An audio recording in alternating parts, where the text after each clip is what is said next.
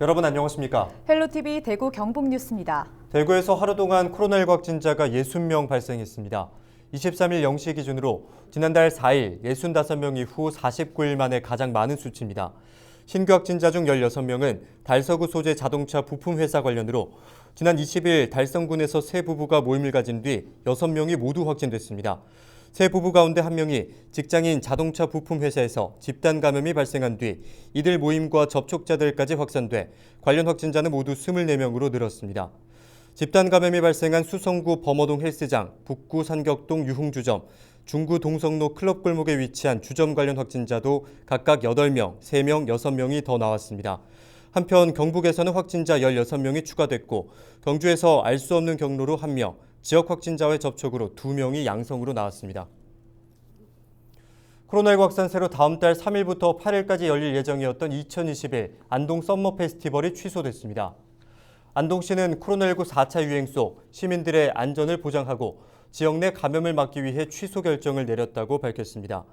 올해 처음 기획된 썸머 페스티벌에서는 강변 시민공원 어린이 물놀이장과 음악분수 일원에서 다양한 공연과 체험 프로그램을 선보일 예정이었습니다. 경북도청 신도시내에 세워질 신설중학교는 예천군 행정구역 안에 건립될 가능성이 높아졌습니다. 이철우 경북도지사는 예천군청에서 열린 현장 간담회에서 경북개발공사와 신설중학교 예천지역 건립을 검토 중이라고 말했습니다. 예천군은 이 도지사의 현장 간담회장에 도청 신도시 중학교 신설은 반드시 이루어져야 합니다라는 현수막을 걸고 환영의 뜻을 나타냈습니다. 우리 지역의 소식을 보다 자세히 들여다보는 대구 경북 돋보기의 순서입니다. 반려인 1,500만 시대를 맞아 반려동물 헬스케어 분야가 주목을 받고 있습니다. 네, 경북 지역 중견기업들의 성장 동력 마련을 위한 경북경제진흥원 기하급수 워크숍. 이번에는 반려동물 헬스케어를 주제로 강연에 나선 김상현 대표를 만나봤습니다. 영상으로 함께 하시죠. 반려동물 헬스케어 플랫폼 서비스를 운영 중인 김상현입니다. 네, 저는 이제 반려동물 스타트업으로서요. 그 반려동물의 생태계와 이제 문화, 그리고 그걸 이제 ICT로 해서 기술적으로 어떻게 서비스를 운영을 하고 차후에 어떻게 이제 확장하려고 하는지 그런 생태계들을 좀 전반적으로 설명을 하려고 하고 있습니다.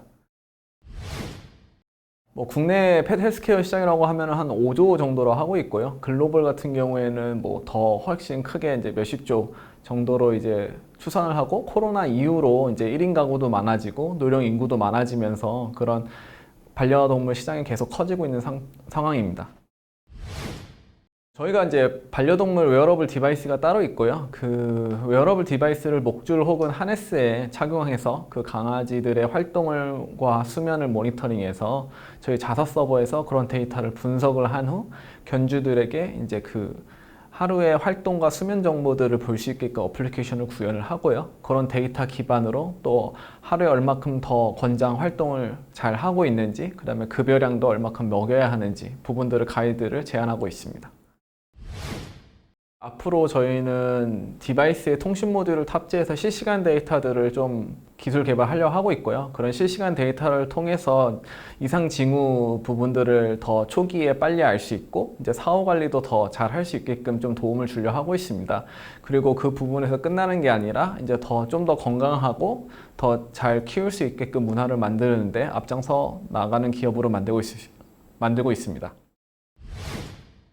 스타트업들과 이런 기업 벤처 회사들을 많이 보실 테지만 이제 좀 반려동물 쪽에 이제 특화한 부분이라서 관심 많이 가져주시면 감사하겠습니다. 저희가 이제 선두 기업으로서 이제 좀 더 많은 고객들에게 강아지를 건강하게 키울 수 있는 문화를 좀 더 제공하는 부분, 강아지와 함께 반려인들이 건강하게 살 수 있도록 그런 부분들을 서비스로 저희가 더 잘 제공할 수 있도록 좀 노력하고 싶습니다.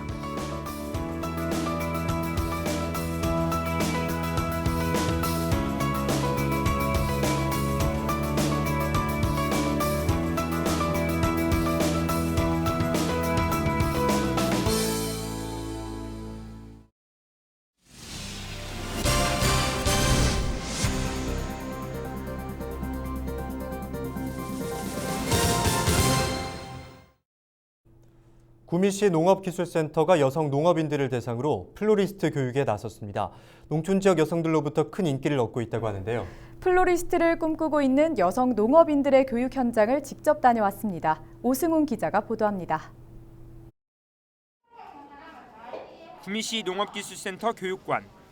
여성 농업인들이 줄기를 다듬고 길이도 재보며 꽃송이를 이리저리 살핍니다. 플로리스트 강사의 설명에 따라 이곳저곳 꽃을 꽂아보며 하나뿐인 나만의 작품을 만듭니다. 구미시 농업기술센터는 농촌 지역의 여성 농업인들을 대상으로 플로리스트 3급 자격증 교육을 준비했습니다. 코로나19 상황 속에 큰 어려움을 겪고 있는 화훼 농가의 부담을 덜어주고 여성 농업인들의 새로운 소득 창출을 기대했습니다.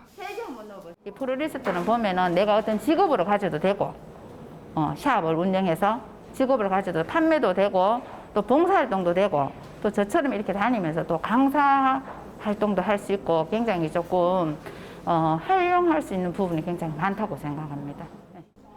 여성 농업인들에게는 꽃이 가져다주는 즐거움과 색다른 교육으로 큰 활력소가 되고 있습니다. 취미반이 아니고 자격증반이니까 저희들이 다 이렇게 농가에 재배를 하고 농장하는 분들이 있어가지고 그게 연계가 돼가지고 조금의 수익도 할 수 있는 그런 어떤 계기가 돼서 정말 도움이 되고요. 내년에도 쭉 연계돼가지고 이런 자격증반이 계속 개강이 됐으면 하는 우리 학생들하고 저희의 바람입니다. 농촌에 살면서 모든 분들이 좀 어렵고 힘들지만은 이렇게 농업기술센터에서 좋은 교육을 이렇게 참여하게 해주시니까 저희들로서는 너무너무 행복하고 작지만은 큰 행복이라고 생각하고 있습니다. 농촌 지역 여성 농업인들에게 큰 인기를 얻고 있는 플로리스트 과정. 이들은 총 24개 작품을 직접 만들어보고 플로리스트 3급 자격증 도전에 나설 예정입니다. HCN 뉴스 오승훈입니다. 16세기 소수서원 원생들의 인적 구성을 확인할 수 있는 소수서원 2번록 제1권이 135년 만에 영주로 돌아옵니다. 이번 록은 총 5권으로 서원이 건립된 1543년부터 1888년까지 소수서원에서 수확한 735명의 이름이 기록돼 있습니다. 반환이 예정된 제1권은 1886년 도산서원 유생 이휘봉이 빌려간 것으로 전해지고 있습니다. 이번 반환은 소수서원 운영위원회 정중한 요청에 따라 도산서원 측이 수락하면서 이뤄졌습니다.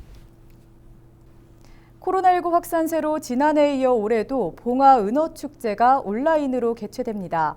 봉화축제 관광재단은 은어축제 하나로 24일부터 8월 15일까지 승차 판매 방식으로 은어를 판매합니다. 재단은 이 기간 동안 매일 오전 9시부터 오후 6시까지 봉화체육공원 내성대교 아래에서 생물은어와 튀김, 구이 등을 판매합니다. 경북해역에 노무라 입깃 해파리주의보가 발령됐습니다. 이에 따라 경상북도는 어업 피해와 해파리 쏘임 사고 예방을 위해 해파리 수매 사업 등 구제 작업을 벌이고 있습니다. 노무라 입깃 해파리는 중국 연안에서 발생해 해류의 흐름을 따라 떠다니다가 우리나라에 유입되는 종입니다. 지난 5월 동중국해에 처음 나타나 6월부터는 남해안 해역에 대량으로 출현해 경북 연안 해역으로 확산됩니다. 특히 노무라 입깃 해파리는 직경 1m, 무게 150kg까지 성장하는 대형종으로 여름철 해수욕객 쏘임 사고와 그물 파손, 어획물 상품성 저하 등 어업에 피해를 줄 수 있어 더욱 주의가 필요합니다. 네, 지난 2013년부터 안동호를 찾고 있는 쇠제비 갈매기가 올해도 무사히 번식을 마치고 호주로 떠났습니다. 올해는 1차 산란이 순조롭게 진행된 데다 수리부엉이 등 천적이 거의 없었고 새끼의 성장 속도도 빨라져 지난해보다 개체수가 늘어났습니다. 부모새와 새끼를 포함해 최대 170여 마리가 관찰됐습니다. 쇠제비 갈매기 서식지 보호를 위해 지난해 영구적인 인공모래섬을 조성한 안동시는 개체수 증가에 대비해 기존 서식지를 확장해 나갈 계획입니다. 이상으로 뉴스 마칩니다. 함께해 주신 여러분 고맙습니다.